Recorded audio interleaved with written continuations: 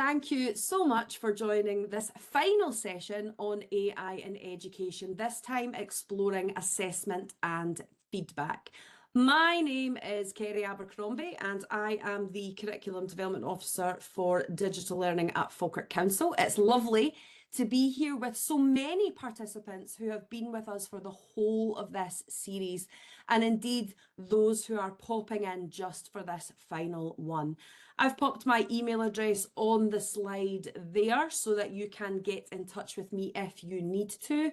Specifically, if you need a hand with anything AI related from what you see today, please do not hesitate to get in touch.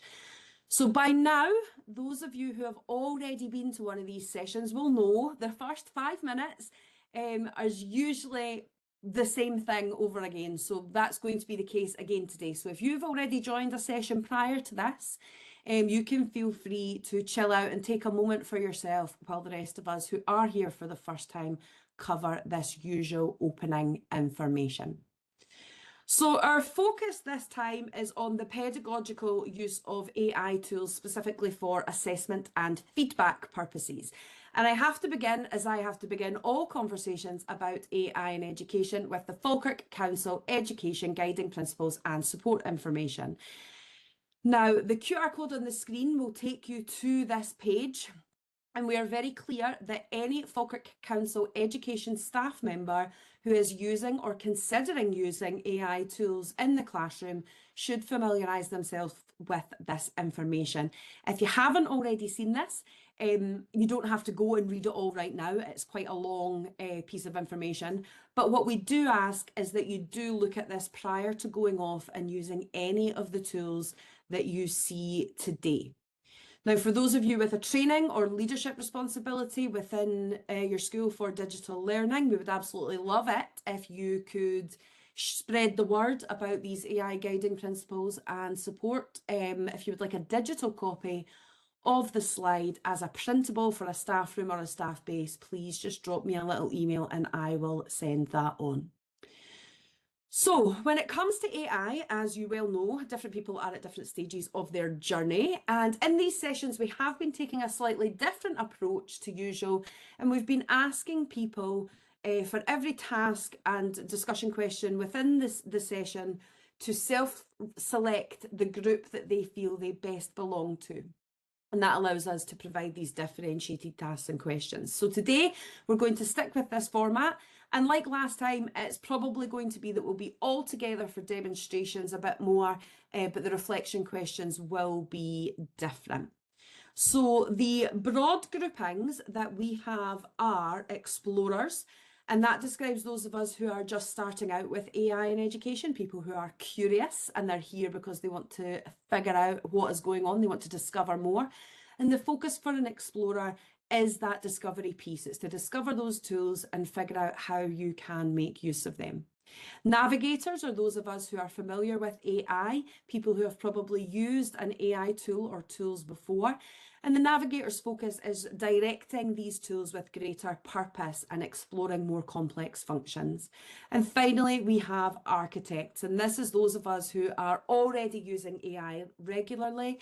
The focus for architects is on building and shaping the use of these AI tools within their own established workflows or within their specific teaching context. And since these architects are the ones who are living and breathing AI already, these are those that we might call upon to offer up some practical advice or wisdom to the community that we've established for the day. So as I've already said, you will choose your grouping depending on the tool that we are focused on at the time, and it might be that you change. If different tools are more familiar or less familiar to you, you could be a different self-selected group depending on what we are focused on at that moment. But for now, as I have started every session, I would like to ask you where you think you are, just generally speaking, with AI. So when it comes to AI in education, are you generally speaking an explorer, a navigator, or an architect? If we could pop our answers in the chat, please.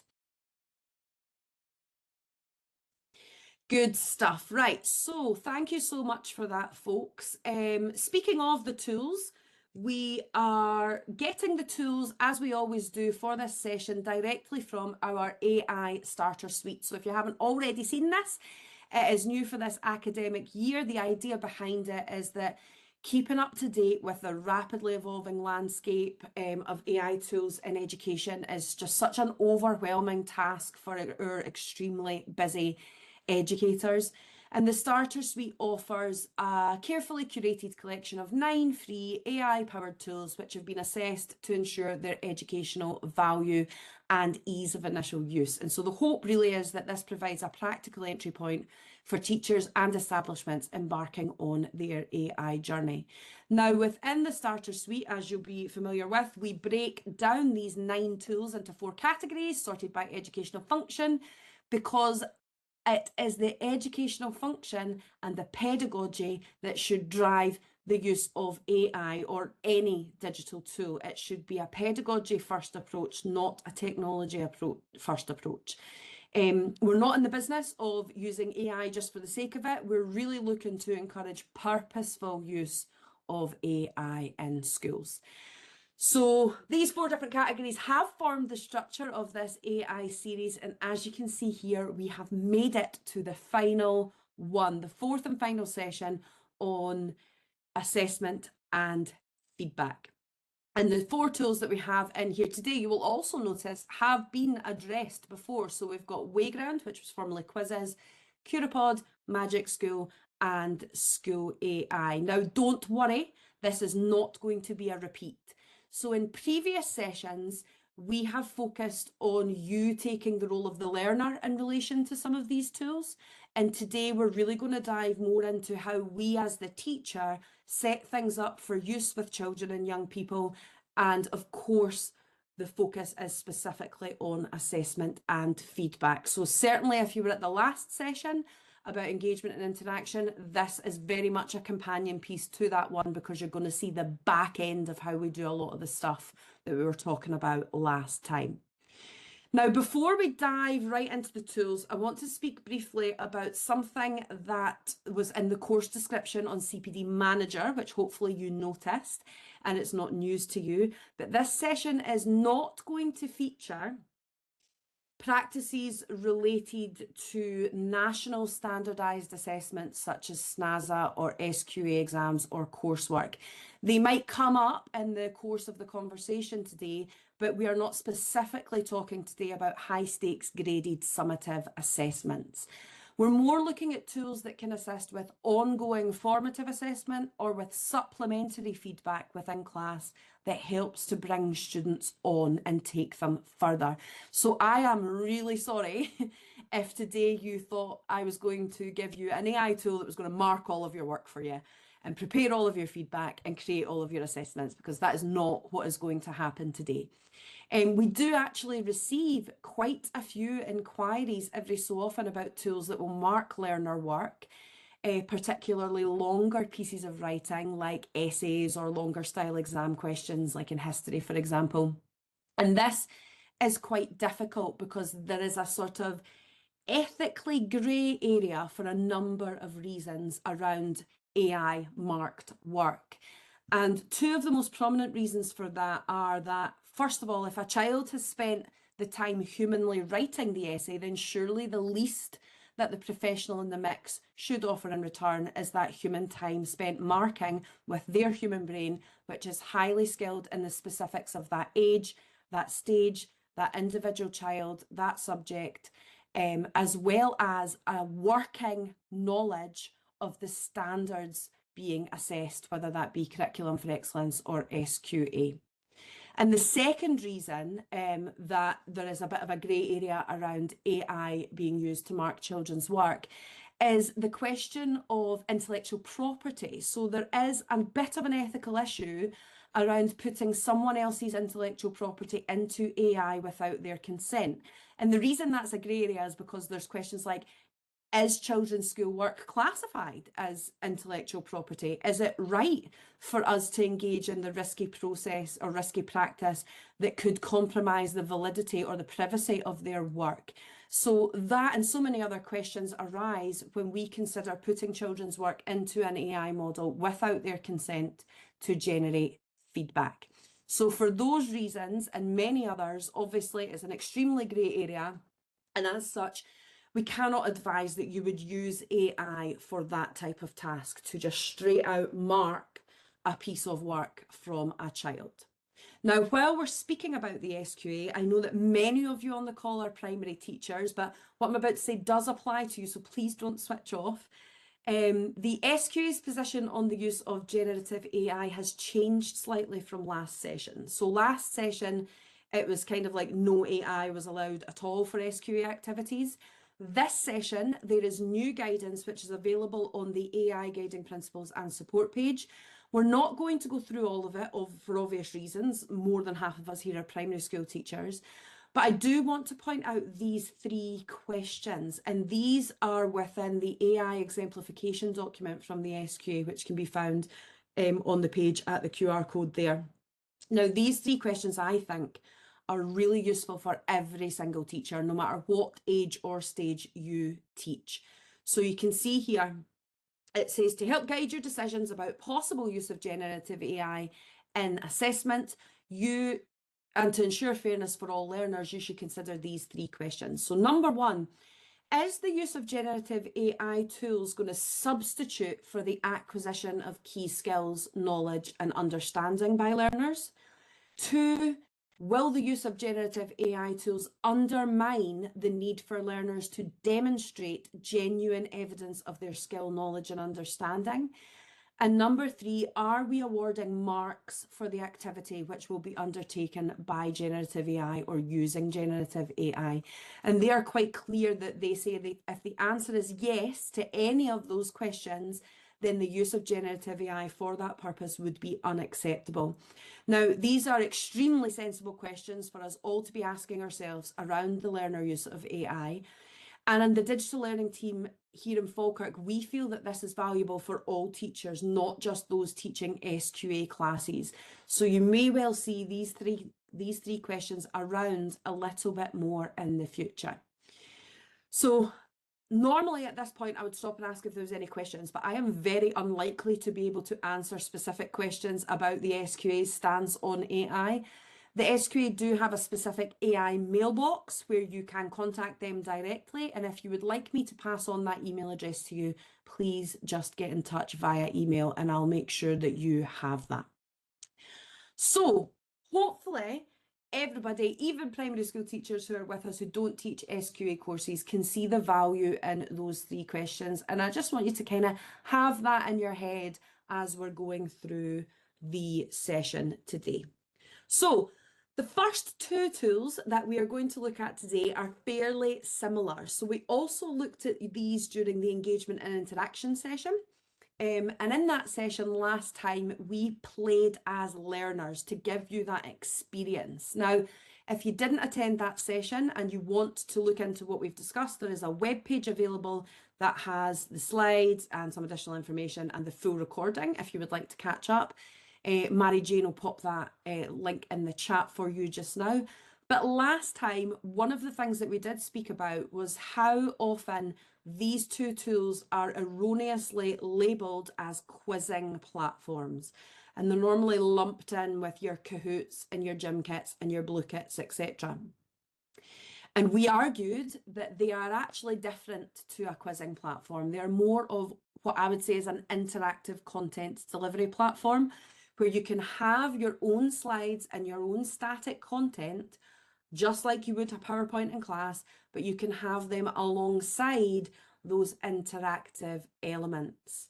Now, thinking about assessment, the value of these tools now come from the analytics that you get at the end of your lesson. Now, we did look at these briefly last time, but we are going to look at some specifics more closely today. So hopefully you were absolutely enamored by and you loved your experience as a pupil, and you totally got the value of that from a pupil perspective for the engagement and interaction. But today we're now thinking of ourselves as teachers, which we are, and the value that this has for assessment and feedback in our class. So we're going to start with Wayground. And I'm just going to move over to Wayground here. And you'll see that I am in the Sessions tab because I have the data from last week's quick quiz on discovering Scotland. And I am going to use this data to demonstrate some of the things that you'll be able to do in Wayground. So often, if I just click on it, sorry, to open the dashboard. Now, often one of my criticisms of these analytics dashboards is that they're kind of flashy just for the sake of being flashy. And I find for me, there's so much stuff here that I actually tend not to look at it as much as I would if it was maybe a little bit more stripped back, but that's maybe just me. For me, the most useful tab on all of the analytics here is this overview tab. So if I click on this overview tab, you will see that very clearly I get to see all of the participants, the score that they received, the points that they got out of 3, and their results for each question, or whether they answered each question. Now, what is happening here is that the green questions are questions that I, as the teacher, assigned a points value to. So question 1 was worth 1 point, question 2 was worth 1 point, and question 5 was worth 1 point. But the blue questions were interactive activities that I had told the system I don't want any points associated with those activities. So what you can do is you can then have your content where you've got some of the questions which are graded or do have a points score value, and some which don't, some which just act as interactive activities to get discussion going or to get the pace going in the class. So it's important to know that you do have control over which elements are graded and which elements are not. And I think that's really useful for building formative assessment into your classroom alongside some of the fun stuff. Now, up here at the top, I have this download button, which will allow me to download an Excel sheet with the results. And the reason I want to talk to you about this is because as a teacher, I'll just open the sheet. As a teacher, I would probably not just use the analytics that was within that specific tool. I probably have a central tracking sheet somewhere where I am looking at all of my pupil performance over a range of things, both analog and digital. And I'm measuring a variety of different types of assessment in my classroom. Now, what I can do if I now then have this sheet is I can copy and paste this data into the sheet that I use, or the sheet that my school uses, with a simple, Control C, Control P situation. Control V, not Control P. So I think that's really useful to know that that's there. Now, the sheet comes with 4 tabs. It's quite comprehensive, as you can see. I personally think that the participant data tab is the most useful tab because it does have the names, and the accuracy, the score, and the correct answers and stuff. And I would just be able to copy and paste the bits that I particularly want. Now, on this sheet, I will point out, it has given me your fake Wayground names from last session because we had turned off real names. So you probably would want to be using their real names to get the data from this, or you would want to be knowing who was who. So good to know that that sheet is there and downloadable. If I just go back to Wayground then, for those of you who weren't here last week, when we played this Wayground, we turned on the anti-cheating mode, and I didn't say much more about it at the end of the session, but that's because we're going to talk about it today. So if I move up here to live dashboard, what I will get is the live version of the dashboard. I'm just going to turn this sound off, that existed when the game was happening. And you can see on the right here, I have my anti-cheating section, and I can just turn on to show the names. So what this is actually detecting is how many people left the Wayground window during the course of the lesson. So if I just click on view for horseradish, you will see that the alert type is a tab switch. So they've moved away from the Wayground window into another tab within their internet browser. And they have done that 7 times during the course of the lesson. If I click on View Report, I will get a very specific breakdown of when horseradish, exactly when horseradish moved off of the tab. And if I just X off there, you'll see that I am actually in the full report where I can see all of the 24 students who tab switched during that lesson. So it's good to know that that is available when you are playing live.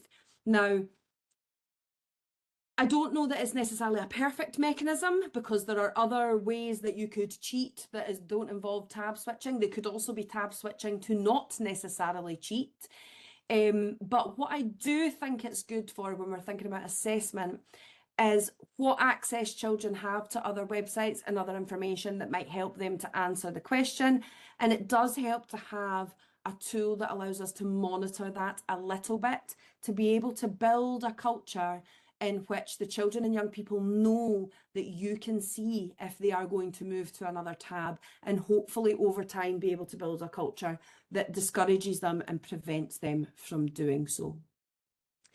Now, another important feature for assessment in Wayground is this button up here at the top, this Assign Homework button. So when we make Wayground content, we can present it live like we did last time, or like you would do with a Kahoot or a Curipod or whatever.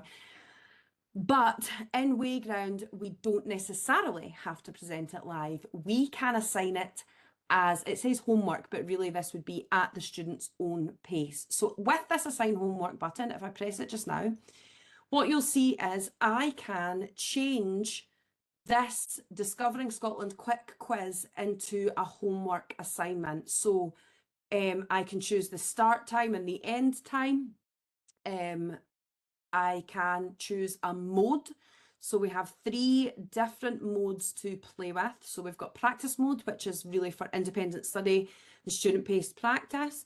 We've got accuracy mode, which has jumped back to the top, which is all about trying to help them reinforce skills with repeated practice. And you'll see here that we do get to set what the mastery goal is. So if the mastery goal is that they have to get 100%, you can set that, but you can also make it 90% or 80%. That would be up to you as the teacher. And you can set how many times they are allowed to attempt the question. Now, one thing to mention is that in session attempts, if you change from unlimited to any of the rest, the children do need to log in. So we wouldn't advise that, because obviously we don't want kids logging in. But if you leave it at unlimited, they should be able to attempt that as many times as they want. There is a final mode, which is testing, and this is for assessing learning outcomes in a focused environment. You can see again, we've got the session attempts. This also has the review and submit feature, which allows the children to review all of their answers to all of their questions before they submit it, just like they would on like a paper assessment. And then you've got your anti-cheating monitor, as we've already seen. Now, it's also good to know that down here at the bottom under more settings, if we click on anti-cheating, we actually have other options as well to discourage cheating. So obviously, if we're setting this for children to do as homework or as an independent task, what we don't want is for somebody to screenshot their screen and then send it to somebody else and say, it's the first answer here. So what we do get here is the option, first of all, to show or not show them the correct answers after the session. So it would be maybe that we might switch that off so that they cannot see the answers, so they don't know if they've been right or wrong, which actually is kind of mirroring of what traditional marking would be, right? Because you would write your stuff on the paper, you would hand your paper in, you wouldn't know if it was right or wrong until the teacher had marked it. We also have the option to shuffle the questions, so the children will see and receive the questions in a different order from their peers. And then you also have the option to shuffle the answers, so that the answers are in a different spot at the bottom of the screen for different children, so that they are not just doing the exact same test with the exact same things in the exact same order. Now, that's not perfect. Kids are clever. Kids can find ways around these sort of issues. But at least it gives us some sort of mitigation against the basic and obvious ways that children might be able to cheat on a Wayground. So that is the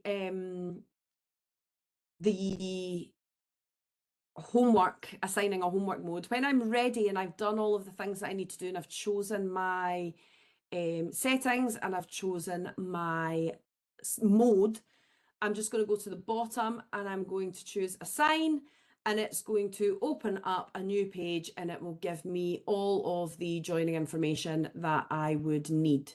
Now, just a little word on this. It does have the Google Classroom and the Microsoft Teams logo there.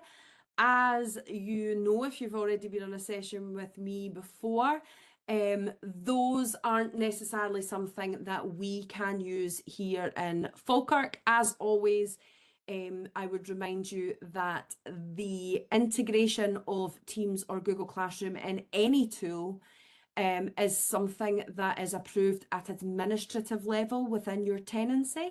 And for Google Classroom and Teams, the administrator for us is Education Scotland.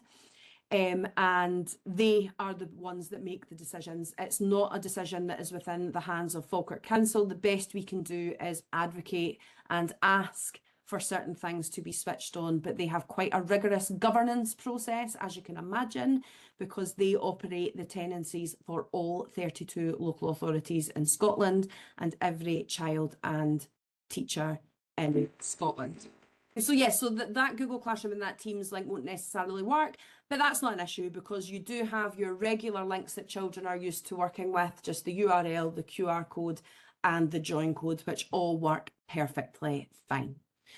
So that was just a quick look around some of the functionality in Wayground specifically designed to support assessment in class.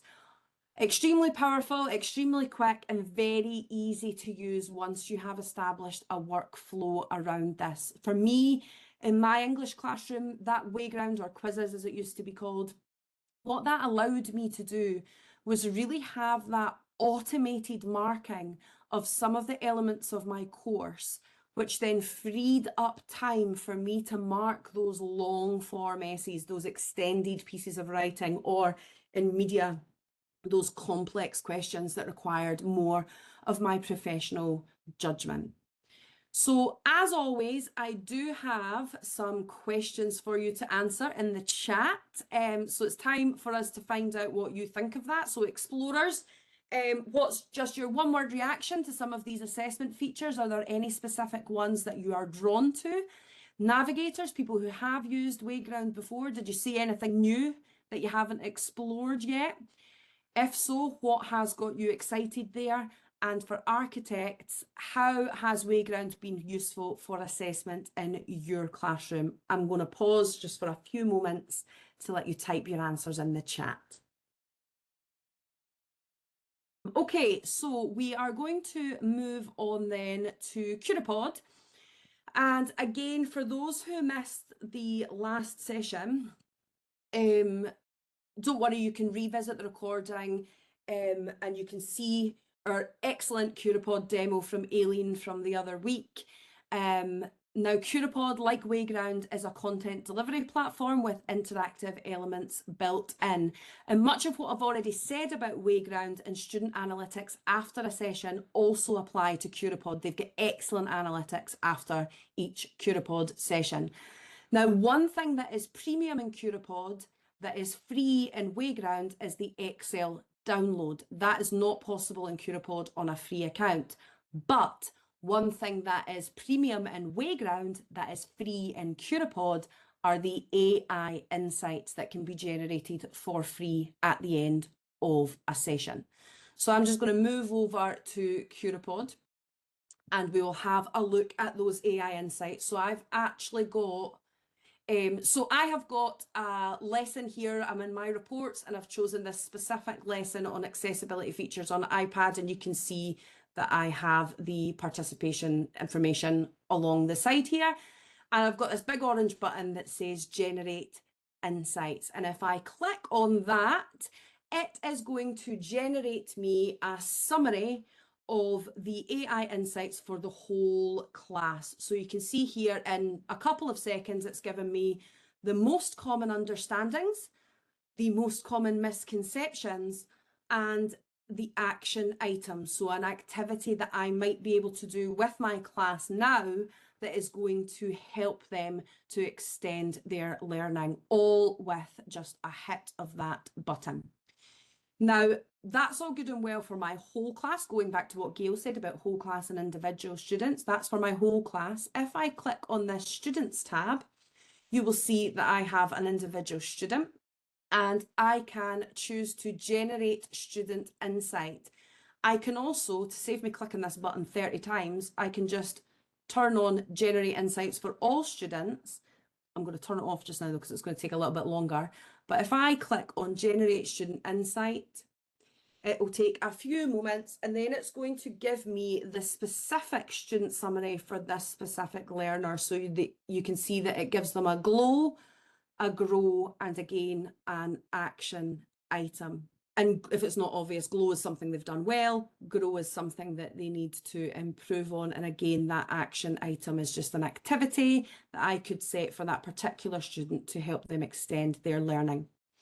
Now, as I mentioned, the downloading and sharing of reports is a premium feature, but we can just copy and paste this summary. Due diligence, of course, checking it and translating it into our own voice. But then once we've done that, we can use it however we might need as the teacher. That might be for the basis of feedback that we give to the child, or that might be for our own records and our own tracking of student progress. Now, last week, during Aileen's excellent Curipod demo, we had the chance to see what instant AI feedback in Curipod looked like for the learner. And many of us chose that as our one thing that we are going to take forward and explore further. So let's spend just a little bit of time making sure that we know how to set up that instantaneous AI feedback within Curipod. So I'm going to just make sure I'm on my lessons. And at the top, you can see that I am able to create a new lesson, as you would expect, given this series title, using AI. But I'm actually just going to choose new from blank to make a new Curipod. And what you'll see is the Curipod AI is here on the left. It's telling me to have a conversation with it to try and figure out what we're going to make, but I know what I'm going to make. I want to talk about this AI feedback that we can put directly into Curipod. I'm going to choose the plus, and you'll see here that I now have all of my activities, and the two at the bottom here, I have AI feedback and AI whiteboard. If I click on AI whiteboard, it's going to open up the edit activity pane, and you can see that I can set the time, as you would expect. I also have the option to add a drawing background. So when we were doing Aileen's one, if you remember, there was one with the triangles and she asked us to draw over the top, or in the Wayground, even when we were doing my one and we had to draw the other half of the unicorn.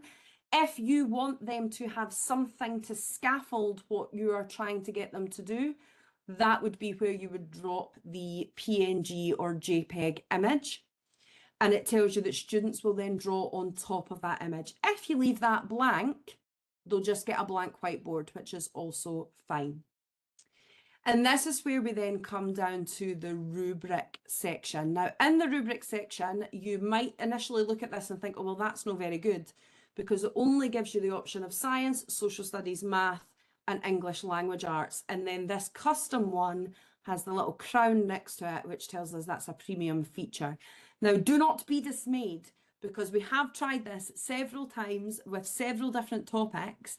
And what I would say personally is that these topics are broad enough that you probably can just choose the one that's the closest to the subject that you are actually trying to ask a question about. So, for example, I have used this in a media class to ask a specific media related question, and I chose English language arts, and the feedback, the AI feedback itself was absolutely fine. Like, it worked perfectly fine, even though that's not technically an English language arts subject.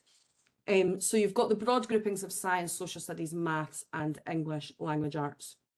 Now, you can also test the feedback at the bottom, but before we test it, I'm just going to show you what it looks like if you choose the other option, which is AI feedback. So very similarly, AI feedback, we can set the duration. Here, because the children are typing or dictating, we have a character limit. So we've got an answer character limit of 475 or 1000. Again, we've got the rubric choice of English language arts, science, social studies, or maths. And then, of course, we have to type in the question. So I actually type in the question here on the slide. So I'm going to say, describe a tree using simile and metaphor, right? Because as a teacher, I would always want to use this test feedback section. So I can put in a fake student answer. So the tree stretched its feathery fingers to the sky. Its roots were like iron in the ground.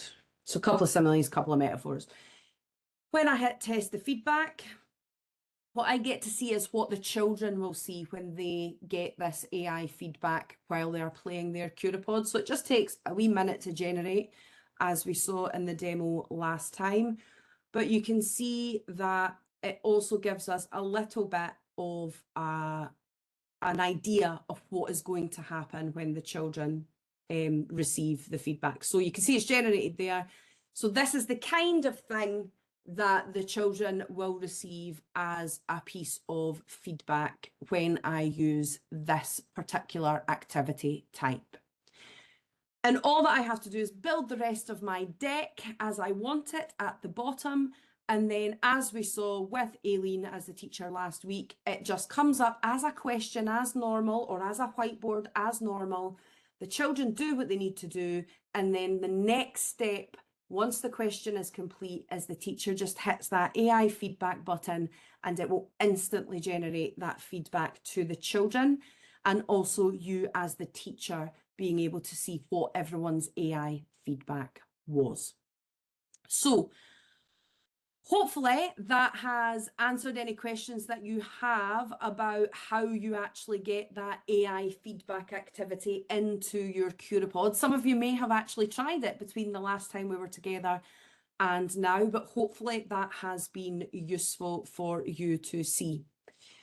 As per, I have a wee question for you that I would like you to answer in the chat. Just one question based on the level you self-select about Curipod. So for explorers, it's just, what is one word that describes your first impression of Curipod AI feedback options? For the navigators, did you see something in the demo that you'd never seen before that you're going to try? And for architects, what are your top tips for using Curipod AI feedback? Going to move on to the next tools in Magic School, which are Magic School and School AI. Again, two tools that we have looked at before for planning and preparation, but this time we are focused on feedback and assessment. Now, in the chat, there is some talk about children just taking AI feedback as granted, as given, and not necessarily being critical about that. That will come up again for this. So I just want to put a pin in that just now, because we will address that when we start talking about Magic School and School AI. So as I said, we've used these before for planning and preparation, but this time we're looking at assessment and feedback. And really, the part of the tool that I want to show is the ability for you to create a customized assistant for your classroom. Now, these can be general. There are ones that are already in there in Magic School and School AI. We saw that way back in session 2 with Maria, the maths tutor. Or we can get very, very, very specific about what we want, down to specific topics. So for example, I can make a chatbot that acts as a third-class passenger on the Titanic. So learners can take their research and their findings and ask the passenger to extend on those. I could make a chatbot that specifically looks at a particular mix of skills. So in literacy, for example, if I'm trying to develop specifically the use of simile and metaphor, I can have a bot that is totally focused on that. Or I can even make a custom bot that will deal with specific types of questions. So if I'm an English teacher and I specifically want the bot to help learners with own words questions for Nat5 SQA, I can build that. Now, I am saying, oh, you can build this, you can build that, and you're probably going, Kerry, there's no way that I'm going to build a chatbot. It is so unbelievably easy that I genuinely think some of you will be shocked when you see this today and when you get a chance to play with it. So the reason that we want to spend time on this is because these bots can be much more powerful than the standard chatbots that are already in Magic School or School AI, because we as the teacher have control of what's called the knowledge base that the chatbot has, which means we can put our own materials in. We can put materials that are related specifically to the subject or the unit, or even very specific subsections of those units and those subjects. And we have full control over the scope of the chatbot. So what we're going to do is I am going to demonstrate Magic School and the Magic School options for making a chatbot.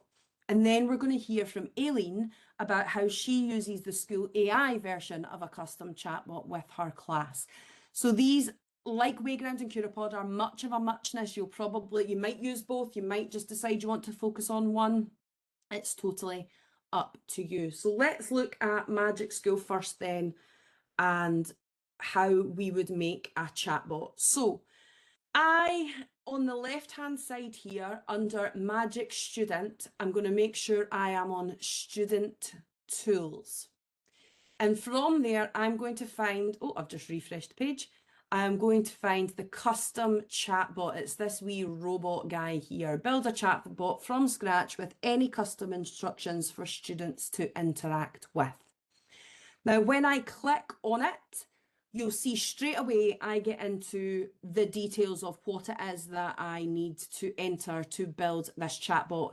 And it really is as simple as filling out these boxes. Now, I don't necessarily want to show you a blank one. I would quite like to show you one that already exists because I think that's more useful.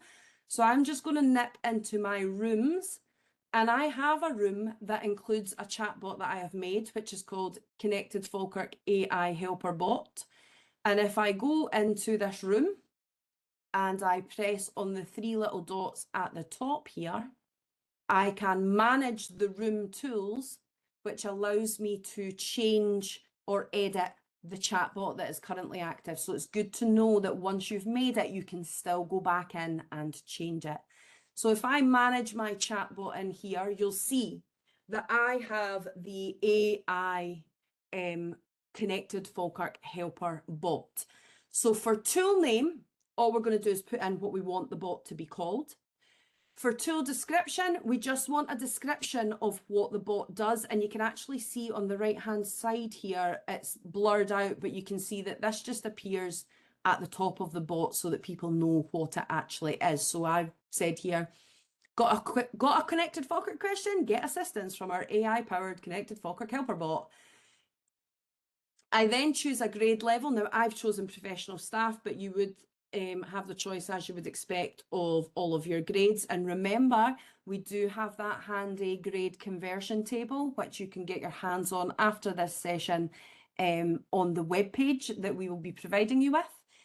Once you've done those three things, this is where it gets into the sort of nitty gritty. So this is where we are going to put our instructions for the chatbot. So we are going to type into here what it is that we want the chatbot to do. Now, do not be alarmed when you look at this, because I used Gemini to help me develop this set of instructions. So this didn't come out of my brain like this.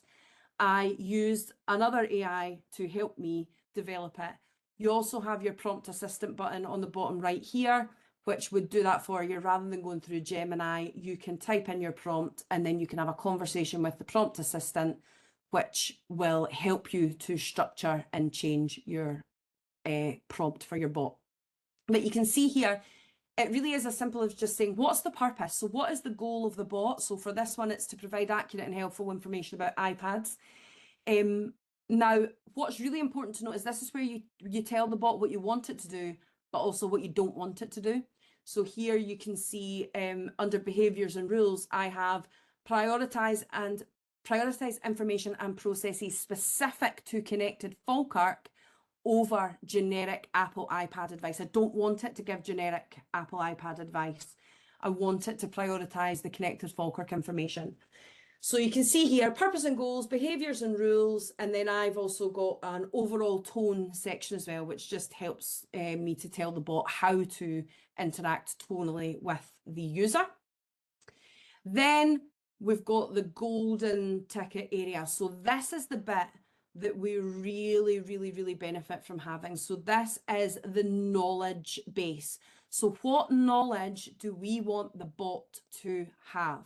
And this can be our own resources. It can be things that we've created. It can be documents that already exist. It can be websites. It can be anything that you can think of. It can even just be things from your own brain that you've typed in there if you want it to be.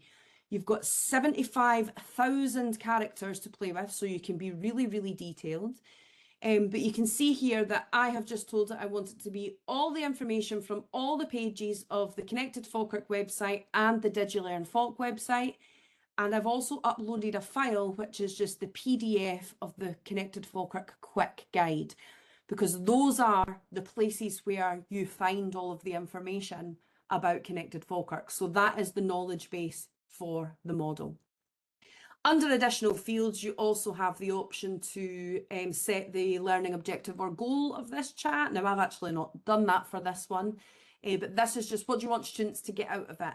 And that helps the AI to generate, as it says there, deeper student performance and progress insights afterwards. And then you have your read aloud voice, which doesn't matter so much probably for this example, but if you're making a Santa Claus bot in the coming weeks and months, you probably don't want it to have Aria's voice. You probably want it to have a male voice.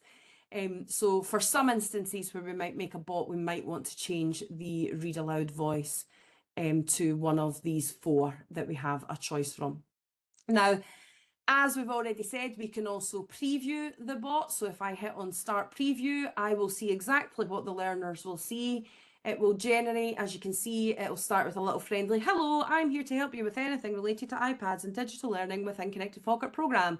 I can assist you with blah, blah, blah, blah, blah, blah, blah. So if I say, I have locked myself out of my iPad, what do I do?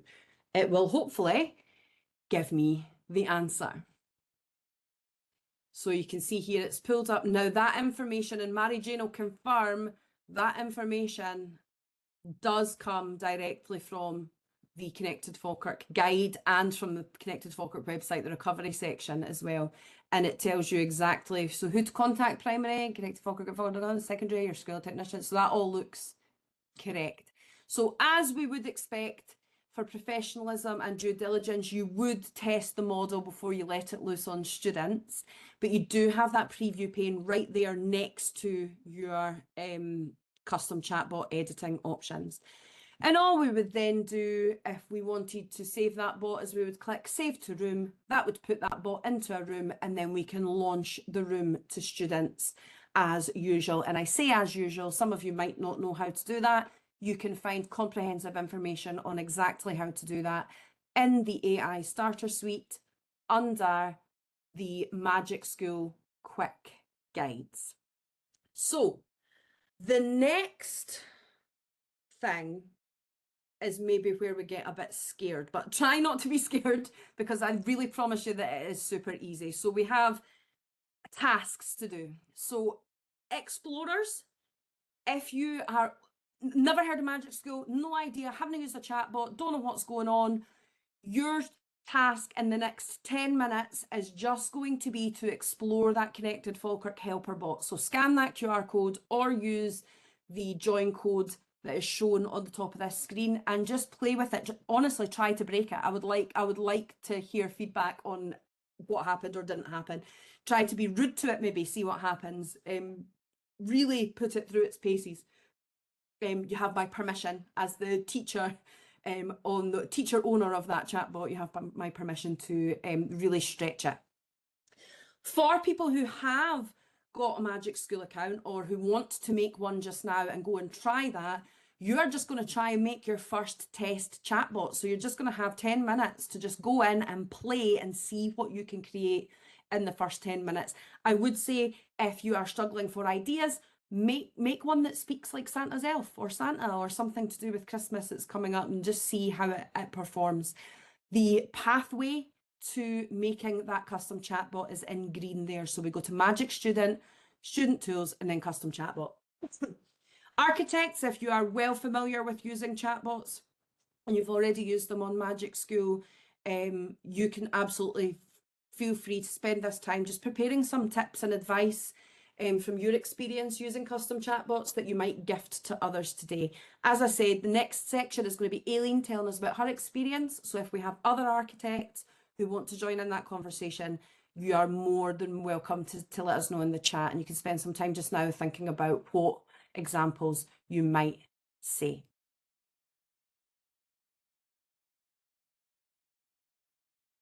Aileen, to speak with us all just about how she has done the exact same thing, but in School AI. Now, we're very lucky to have Aileen, who not only has lots of experience with School AI, but is actually featured on the School AI homepage, like a wee picture of her and everything. She's like a School AI celebrity. Oh, I like that. So, Aileen, tell us a little bit about your experiences using chatbots with your learners in modern studies. Rightio. I have been using chatbots. I was quite nervous about them for quite a while. I'll be honest, they sound very scary. But I've been using them for quite a while now. I use them to help students if they're doing a piece of work on their own. So they're not asking, I haven't got 30 kids asking me the same question. They can go onto the chatbot and they can get the questions answered. I use it if they're doing a project so they can get feedback as they're going through the project. My S1s do a Shark Tank product launch and they get feedback through it. If they're doing a writing task, they can get feedback on their writing. And the one I was going to show you guys tonight was the Nat5 revision chatbot that I have running 24/7. The nice thing I like about School AI, because when you're thinking about chatbots, setting one up is scary as anything, is they actually have a space designer. Dot is about to come out. I'm not going to talk to you about Dot tonight, but really quickly, there's a space designer and it will help talk you through creating your spaces. So you'll see down the left hand side, I can't remember, loads of the chatbots that I've created in School AI, and I just go in and start talking to it and saying, this is what I need to do. Can you help me create the prompt for it? And School AI talks you all the way through. It goes through all these levels. You refine it, you go back through it. You'll eventually get a prompt and you just copy and paste that over. It's as easy as that. I've even got one there. I had a cover class and I was like, right, I've got a cover class for, they're doing the Celts. What can I give them? And I generated that as the kids were sitting working. The one that probably gets used the most is, she says, trying to find it. This is my revision space for National 5. So I've given it the SQA course specifications. I've given it what we study in class, the units that we do in class. So democracy, crime and law. I've given it the information. I did all this in the assistant. So it and I talked about how we wanted it to work, what format of feedback I wanted it to give. And this runs 24/7 for me. And my S4s can access it anytime they want. And what it lets me do is see which bits of the course are people worried about, what are they going back to, what have people misunderstood. So when I'm doing a revision session, I know exactly what I want to be talking about. I don't have to worry about, do they need revision on that, do they not? And the students can access it absolutely anytime they like. So there it is there. Just as Kerry was saying, you can do the preview in Magic School, you can preview it in School AI as well. And this is where, as I was saying, try it and try it and try it and reiterate until you get what you want. But it really is, if you can go onto sit on GPT and get help doing a recipe, you can go into the assistants in School AI, generate a space that you want, and it will help guide you through creating that space step by step. And you can have it for a very short task. You can have it for, like I said, this one runs 24/7 the whole time, and students can access it. And for me, it helps give them feedback in class, gives them feedback when I'm not available, and it just strengthens up my ability to know my lessons are focused on what they need to be. I don't think we've got time for anybody to try one out, but I can happily. Actually, you know what I'll give you? If you want to try a Magic School one, I'll stick it in the chat. This is the one. This is the one I've got going at the moment. This is the new version. So if you guys don't mind me just sticking that in there.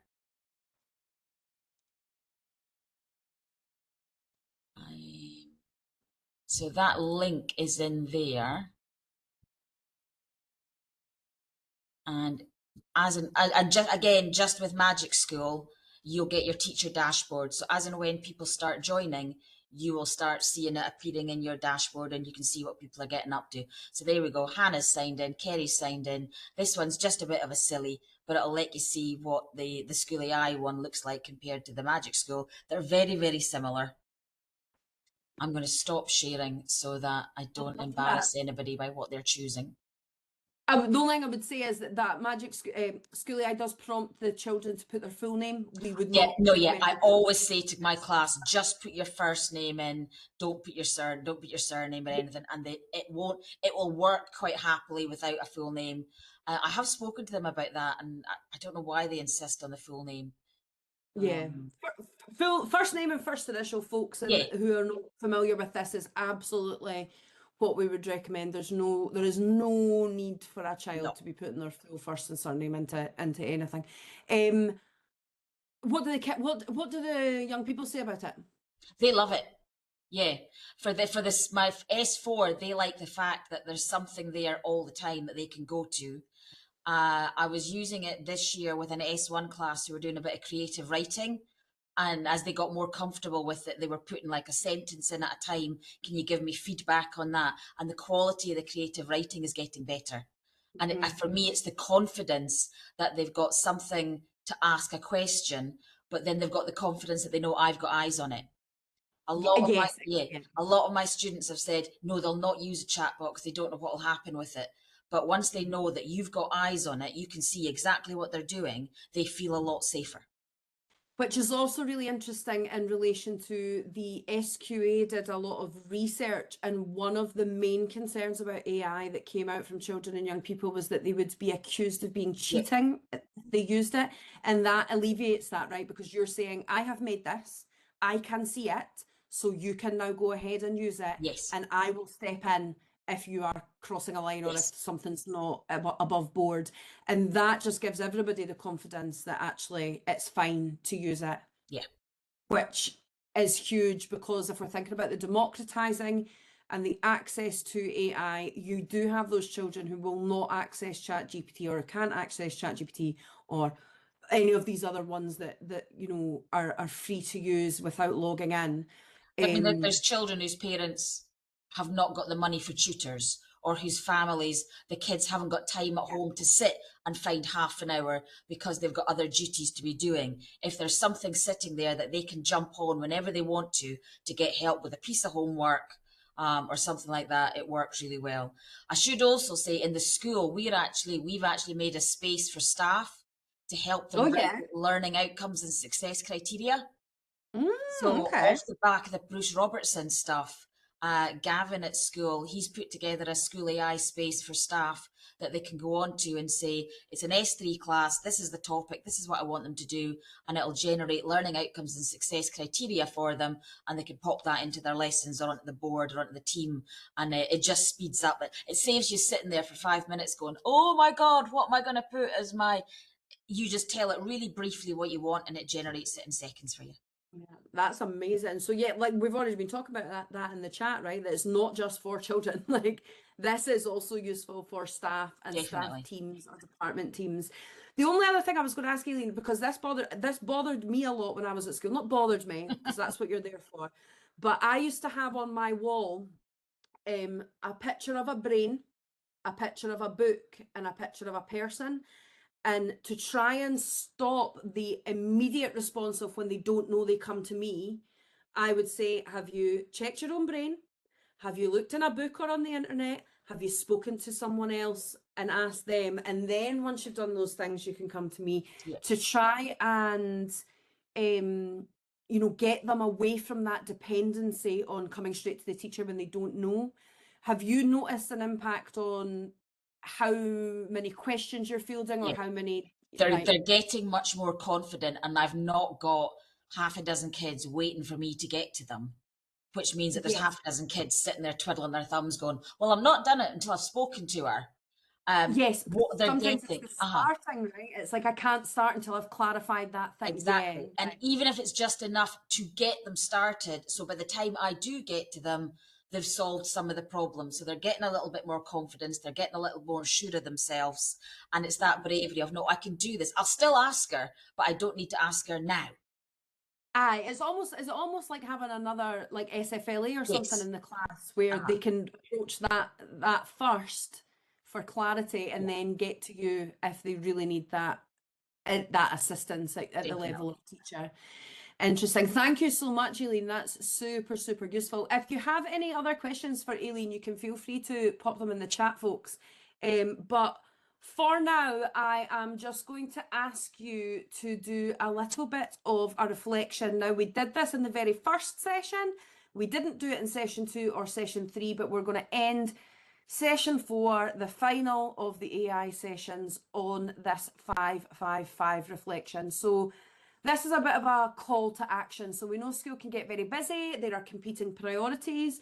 What we want to know is, what do you intend to do as a result of the things that you've seen? And it could be today, it could be across the whole series if you've been here for many of them. What are you going to do the next 5 days? What are you going to do in the next 5 weeks? What are you going to do in the next 5 months? And I will G you up by saying in the next 5 weeks, you'll be getting ready to go on your Christmas holidays. So if you could scan the QR code and fill in that quick form for us, we'd be delighted to hear what you plan to do in the next 5-5-5.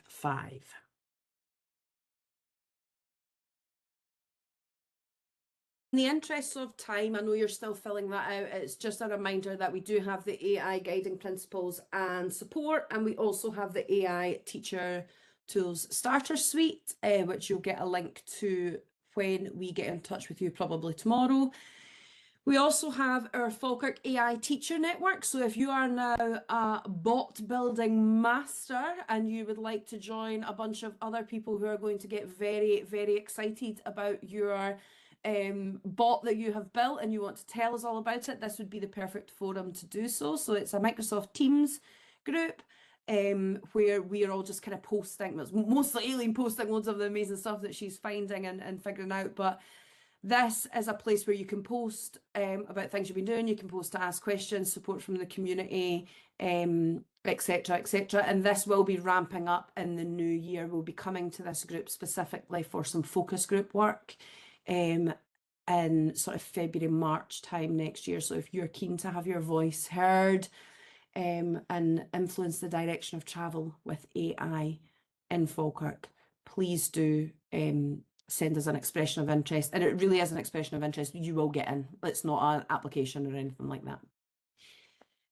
Somebody asking about the evaluation of CPD manager. It's yes, the 5-5-5 and the CPD manager evaluation are different. 5-5-5 is just for us to kind of get a sort of call to action, see what your plans are. And we might even get back in touch if you've got some really interesting plans. All that remains then to say is thank you very much, especially if you have come to all 4. Whether you've come to all 4 or whether you've come to this one, we really, really appreciate your time. We've been massively overwhelmed actually by the interest in these sessions. This will not be the last that you hear from the digital learning team about AI, so do keep your eyes peeled for future courses, future opportunities, future events, etc., etc. And if you do have any ideas for things that we could do or that you would like to see us do, as always, please just do get in touch, because we are here to serve you. We are here to try and make, I was going to say to try and make your dreams come true, but to make things that you want for digital, things that you want to happen for digital learning, we're here to make that happen. So please do get in touch. But all that remains to say is enjoy the rest of your evening, folks. Thank you so much.